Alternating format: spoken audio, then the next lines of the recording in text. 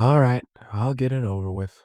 Night 2 of WrestleMania. I said I was gonna make a video on it, and I promise. But before we get into that, let's start off with Raw, because Raw after Mania was absolutely good. So, a short interview. Braun Breaker and Seth Rollins are now an item.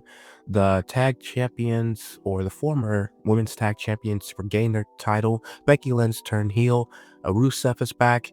Oh, and Randy Orton and John Cena are gonna have a feud. So that's about all the major news out of the way. Unfortunately, I am going to do WrestleMania Night 2.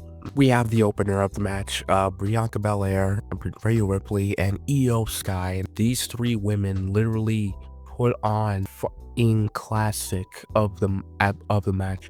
I still think that, in my opinion, Rhea Ripley should have not been in the triple threat match because she lost clean, and Bianca Belair, they should have just been those two because it should have been like 2 out of 3 falls, if you ask me, between those two because they had really good matches with each other, and that's just my opinion.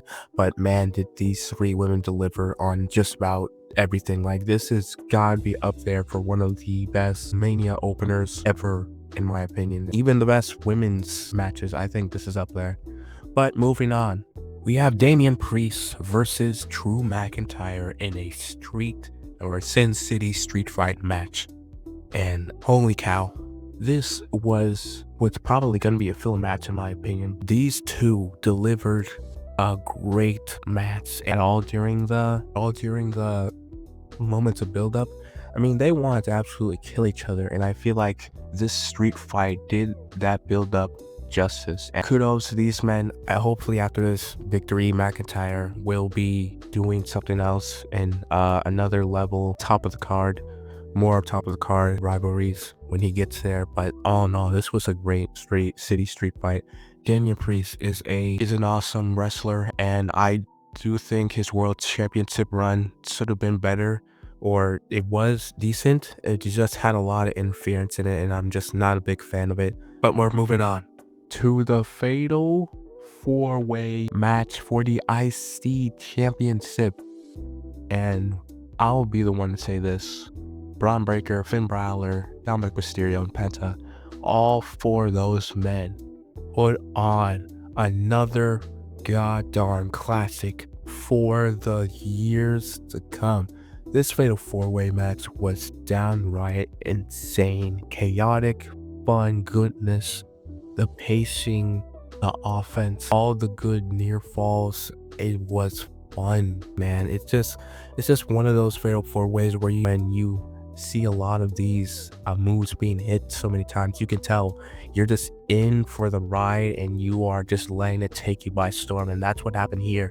And when Dominic went for that frog splash, and after Finn hit the coup de grace, pinning Braun, I literally cheered, because if I'm being honest, all four of these men I was okay with being champion.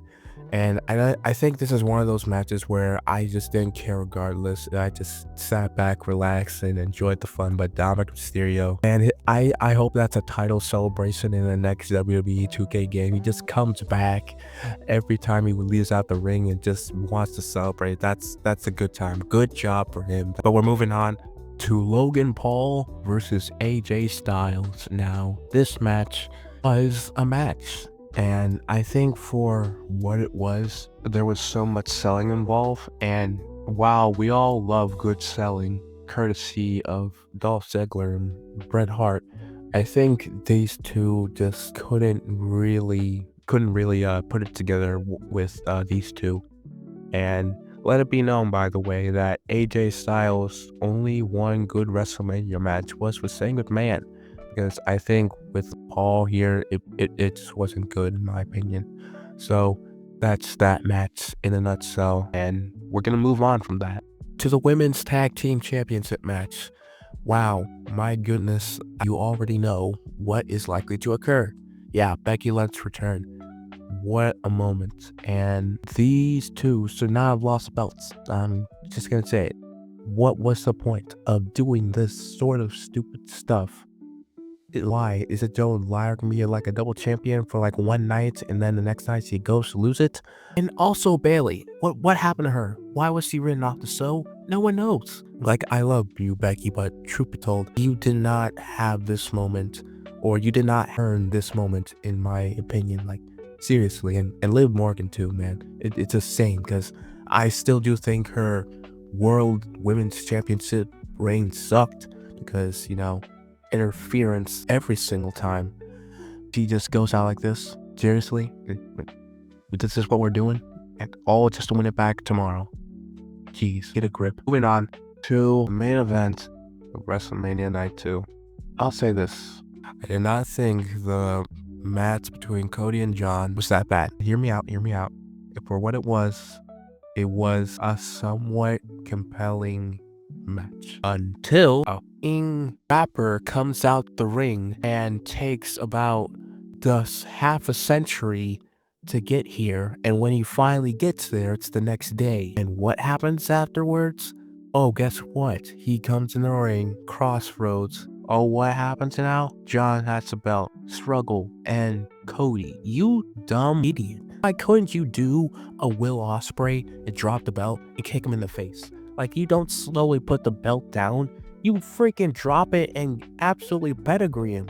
Like, this was one of the most pathetic losses, but this loss to me just feels like, really? Like, you slowly put the belt down. I think Cody is a bit of a dumb for that, so yeah. And John, I'm gonna be honest, John, you said you ruined WrestleMania. John, you were only one of the few things that went wrong with it. And truth be told, I don't put on the blame on you, okay? That's just me. But if I'm gonna be honest, if any one of you ever go to watch WrestleMania 41, here's what you're gonna do. You're not gonna watch the main event of WrestleMania Night 2. What you're gonna do is watch the undercard and then switch out the main event, or the main event for Night 2 with the main event of Night 1. Boom, there's your WrestleMania 41. Thank you very much, I know. And what you're gonna do with the other card of Night 1, you're gonna throw that in the trash, and you're gonna go watch Stand and Deliver, because that was a pretty great show in my previous video, if you actually didn't see that. But you know, Raw After Mania was definitely needed, 110%. After that trash heap of a pay-per-view, Raw After Mania definitely brought us back after watching such an egregious main event. Check out my videos, and STARZ unite.